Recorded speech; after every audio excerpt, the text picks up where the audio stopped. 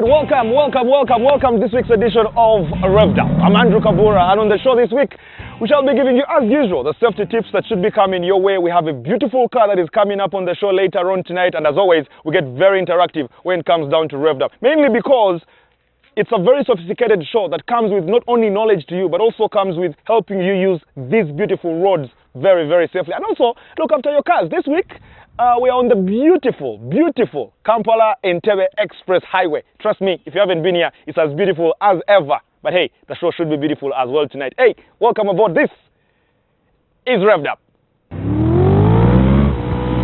On this edition of Revved Up,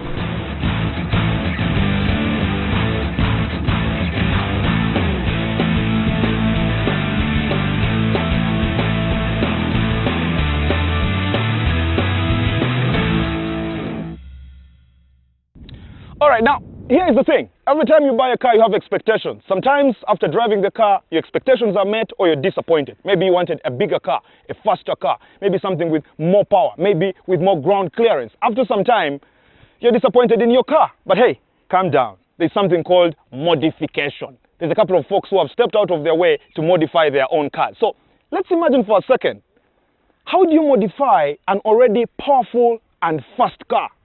Well, on Revved Up tonight, we come up against a gentleman who actually modified a Subaru Impreza N8.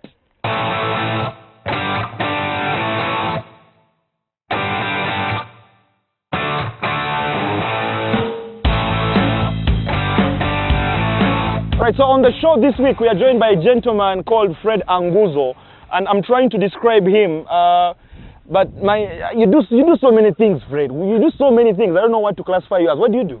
Well, I do interior design. Basically, I will say wood, metal, and fiberglass fabrication. Then I do some graphics. Because I did industries and finance. So, generally, that's what I work around. The man does so many things, but what we are focusing on today is that car, because he's done so many things to that car as well in terms of modifications. Just trying to make it better. That's a 2002? 2002 Subaru Impreza. That's the N8, That's the N8. Let's just go through it. What have you done with the car? Because from the outside, I don't know if most of our viewers can see the big difference, but on the inside, there's been so many changes. But you've modified the car. Let's start with the outside. What did you start with? First of all, we took it apart. We removed the bumpers, and then we removed the spoilers, the stock spoilers it came with. Then we gave it a WRC spoiler. We built it. Actually, I built it myself out of fiberglass. Then we gave it the splitters on the side, so for aerodynamics. Most people look at it, they think it's just for look. It's for performance. Like the WRC spoiler, it gives you stability. Like when you're taking sharp corners, it gives the car stability so that you don't have to slide the car doesn't dance. Then there are other things like the splitters. They cut the air. Mostly the bodywork is aerodynamic for smooth movement, so that the car can go through the air. It cuts the wind smoothly. Now, apart from the outside, when you look on the inside, he's also putting new chairs, bucket seats in there. You're trying to be a rally driver, but then stay on the street. No, I just want to enjoy the car as it is. I like speed. I came from bikes, and the car is fun. I would love to drive rally, but the sponsorship here, it's quite expensive. There are no sponsors. You have to dig deep into your pocket. But as it is, I'm having fun. I like the car as it is. It gives me the feel of a rally car. I've put in bucket seats. I got the rally belts, but I just didn't get the time to install them on time. But I'm going to install all that.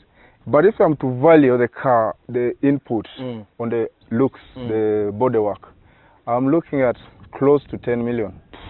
Close to 10 million because fiberglass is quite expensive, and my labor, if I'm to charge, I couldn't charge me myself labor. My time and the paint job, that's a top end 2K paint, quite expensive.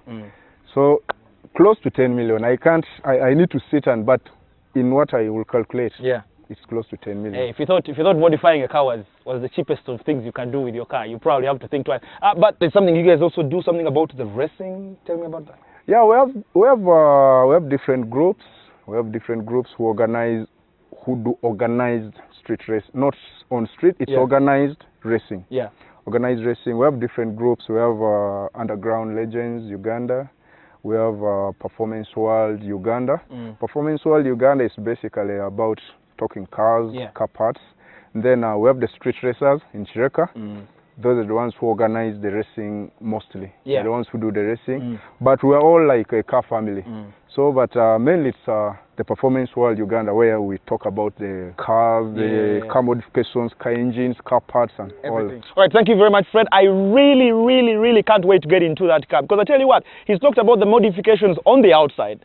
There's also modifications on the inside, and that involves the engine at some point. We need to take it for a spin, but that is in the second part when we get back.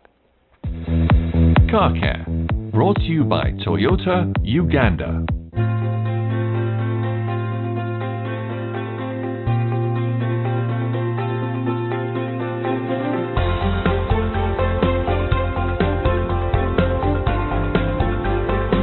This is Futsum Yosef, Technical Training Manager, Toyota Uganda Limited. We are right now at Toyota Namamve. Today we are speaking about spark plugs. Spark plugs are located in this part of the engine. For every cylinder we have one spark plug. The spark plug is located in the hottest part of the engine, which is the combustion chamber. For a normal engine to function properly, it needs three things. One is a clean air, which comes through the air filter into the engine. Second one is a clean fuel that comes through the fuel filter. And the third one is a very good spark, which comes from the spark plug.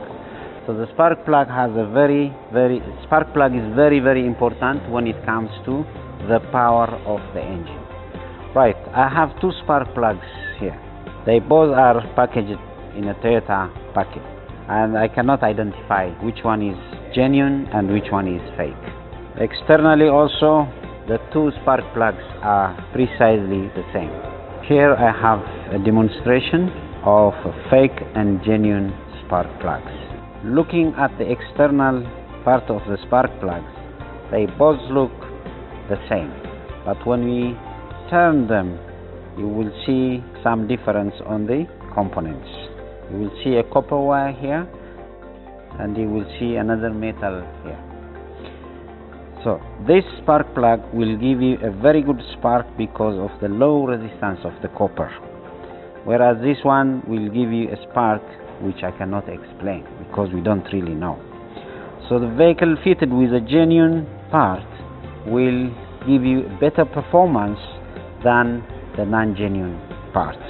In addition to that, the spark plug might melt on top of the engine, and the tip of the spark plug is really running at a very high temperature. So you may eventually get the fake part melting onto the engine, which can cause other damage. So please make sure that your vehicle is fitted with genuine spark plugs. And how do you identify genuine spark plugs? Obviously, you will not go to the shop and tell them, please cut open and let me check.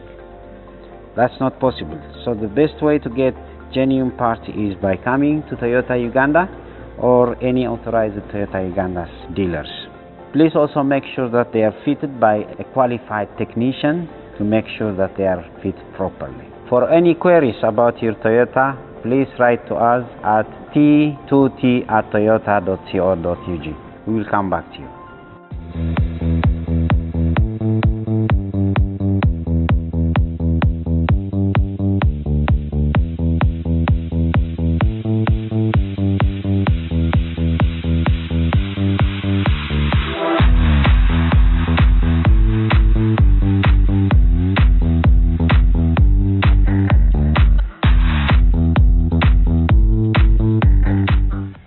Alright, now one of the things we are very big with here at Revved Up is social media, mainly because we like interacting with you guys every single time we have a show that is out running. Now it's very simple. Go down to our Facebook page, that is Revved Up Uganda. A couple of folks have been suggesting that we should bring specific cars to the show, so keep those suggestions coming in. We shall have all the other shows here and all the other cars, making sure we are very interactive. Plus, we have a website. Yes, our website. Go out and check our website. That is www.revvedup.ug. On the website, we have lots of international headlines from the car world. We have a couple of columns in there. We have beautiful pictures, behind the scenes, and of course, everything everything you need to know about different cars when it comes down to Revved Up. So, to join us.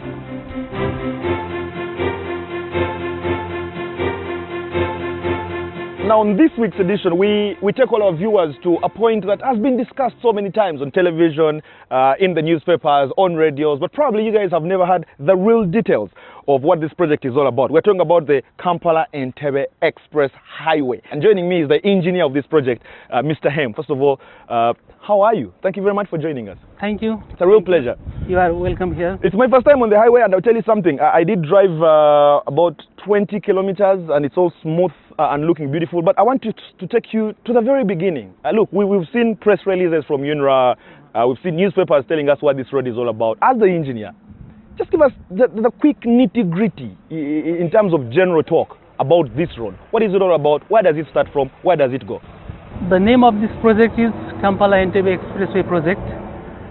It starts from the Busega. We say this the beginning, which is 0+00 kilometer, and it ends to the Entebbe airport, just 20 meters ahead of the toll gate to the airport. So total is 36.85 kilometers. But I'm told there are 4 different interchanges. Take us through those. At what point do folks join the express highway? At what point do they leave the highway? Because I've seen some developed countries, if you get into the road and you didn't get your turn out right, you might have to drive a couple of kilometers down the road. There are specific locations where people can enter into the expressway and exit from the expressway. 3 interchanges are provisioned for that. So first is at Busega, Busega interchange, that is kilometer 0+600. That we call it dumbbell type of interchange. This interchange will connect the Masaka Road. That's at Busega. That is Busega. Yeah. So that will connect with the Masaka Road and the Northern Bypass to the expressway section. First interchange. The second interchange is this one where we are staying here now. Yeah. So this is the Kazanchi interchange. Yes. And it is the interchange to connect the Spur Road with this expressway section. So third interchange is at kilometer 25, which the expressway connects with the existing road. So those 3 are the entry and exit points for the expressway. So in between there is no any entry and exit. Yeah. They are controlled by the fencing. But let's talk about a question I'm very sure so many of our viewers are going to ask with time. You cannot drive past 100 kilometers per hour on this road. How beautiful it is. Why? Why would you do such a thing? So you see, the design speed, those are set all fixed during the design stage.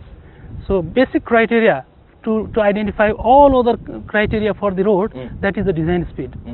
So for this type of terrain, actually the design speed is dependent upon the type of the road and the terrain type. So if it is very mountainous, you cannot speed 120. So for this type of terrain, it is the moderate, flat to moderate. So for this type of terrain, the 100-kilometer design speed is suitable.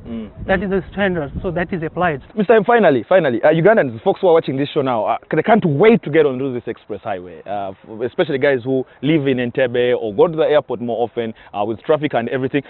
What is the estimated period when we can start using this beautiful road? This is still, it is going on. You see, the original completion period is this coming November 18th. 2017. But because of this other issues, land issues, the time is going to be extended. So another 6 months it is already accepted. So we hope within this additional 6 months we'll be able to complete. Now, all right, for us, of course, the Revved Up crew, when we were coming in here, we had some contact with UNRA and a couple of authorities. So we just drove through, came here, looked at the road, but you will not be able to do that when the road is fully open, because there will be some little payment for the road. I've seen some tolling booths being set up in different parts of the road. Tell us about the tolling. Exactly. This is one of the another feature of this expressway, that it is the toll road that people using this road should pay something. So how much they should pay, it is still we don't know yet. Have to decide. Yeah. The UNRA has to decide. So currently the provision for the pay system is we have the toll stations fixed, design, and which is still under construction. They are in 3 locations, each entry and exit point. So first point is the Busega, near the Busega, kilometer 2. There is one toll station that people entering into the expressway from that side, from Kampala side, should pay and enter into the road. Yeah. So then after they can exit either here in Kajansi or they can go to Entebbe. And the payment will be in cash. So there is no automatic system for the payment. Ah, you have to pay. Thank you very much.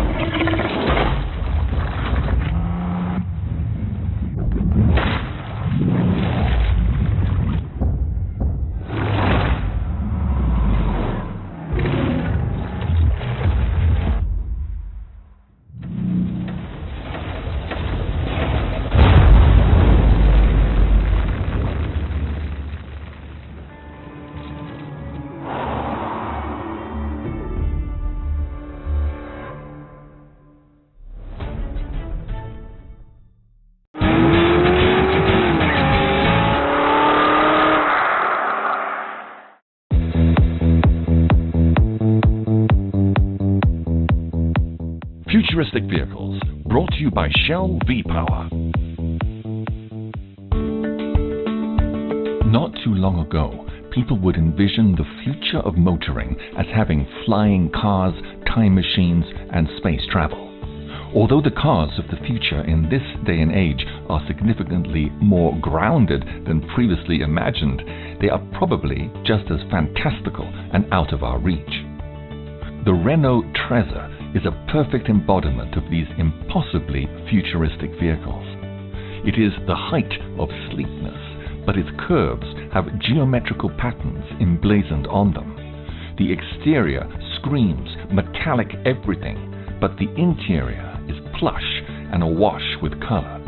It is battery powered, of course, but has a very impressive 349 horsepower and the ability to go from 0 to 100 kilometers in just under 4 seconds. The hexagonal shapes on the bonnet are not just there for show, they are cleverly designed air inlets to make the car more aerodynamic. Most curious of all, there are no conventional doors on this vehicle, but rather a sliding roof which acts as an entrance. Once the roof is opened, a splash of shocking red is revealed, as the interior is entirely designed with that color. It has a sporty feel to it, but the seats look almost like sofas, and the controls are nearly all replaced by touch screens. This car has the option to become self-driving, but it can also go into sport and neutral mode if the owner prefers driving. It does seem unlikely that the Trezor will be sighted much on the roads in the future, but at the very least, Renault has made some interesting strides with car design that may be translated into a more modest and practical car at a later date.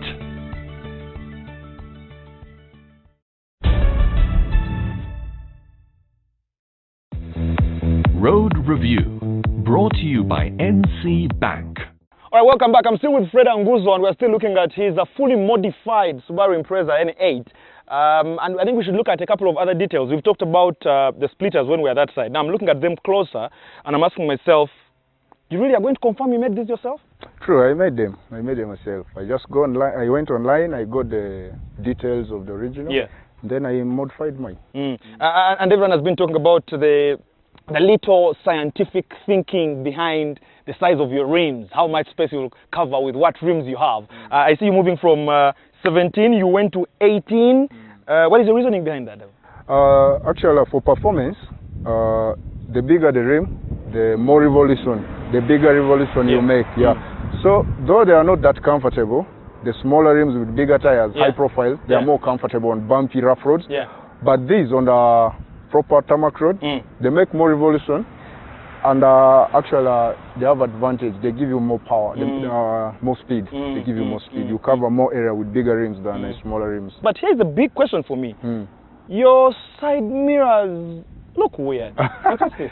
No, this is a WRC competition side mirror. Yeah. I don't classify this as mainly street car. Mm. I'm trying to put competition parts onto it so that I really have that full competition car proper.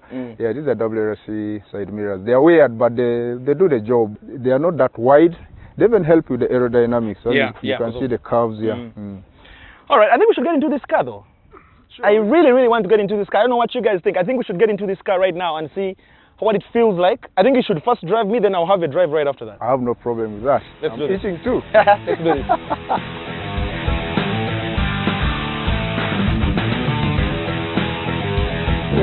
What have you done to your engine? We changed the exhaust system. Yeah.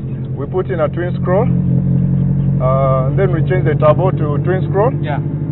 Then we're running a decut exhaust system, which is a through pipe. Yeah. HKS down pipe, which helps the turbo to release the back pressure easily. So basically that is it. And then we did a map, power map. Yeah. But I want us first talk about the twin scroll, the turbo. I know it gives you less lagging and optimizes. It really opens up every time you're on a road like this. How much of an experience has it been for you? Like, and what was your target? My target is basically more power. You know, with these cars, it's all about looking for power and power. So the single scroll has the torque, it has the peak, it has power. But twin scroll has the advantage of top end. It pushes the car further. It gives the car that continuous power, which doesn't end and doesn't have lag. So something which the single scroll lacks. Would you advise anyone to have a twin scroll on any car? Any turbo car, twin scroll is the way to go. Yeah. Twin scroll is the way to go if you really want to enjoy maximum power, maximum top end. I will advise anyone who wants to go that way to gladly, please, you go ahead and put in a twin scroll. All right, stop. Now, Fred, can you keep a secret? You can keep a secret. I can. Now, our producers don't want us to speed as fast as we can because the Entebbe Express Highway still has crossing cattle, kids are going through unexpected. But what we've done, we've sent our scouts out there, told them to make sure the road is clear. So we rev it a little bit speed. I have no problem. Let's go. Don't tell the producers though. Let's go.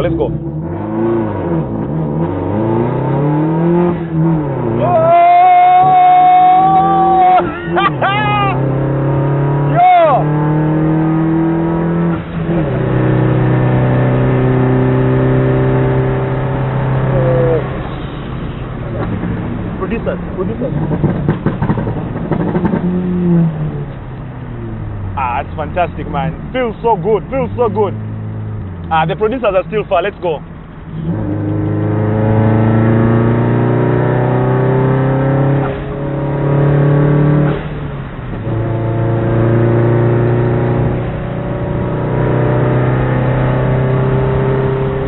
If you really want this kind of speed, feel free to go out there and modify your own car.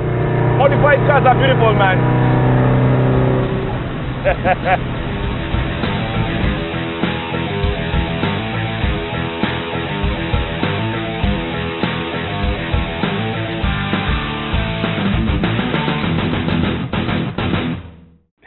All right, thank you very much, folks, for joining us this very week. Hope you certainly have enjoyed our episode of Revved Up. Also, hope you keep very safe on those roads. So many accidents are happening today, and sometimes I think it is your own making. Do join us on our official Facebook page and get very, very interactive for the next 7 days. That is Revved Up Uganda. And please, one more time, keep safe on those roads. It's Revved Up. I'm Andrew Kabura. See you next week. Next week on Revved Up.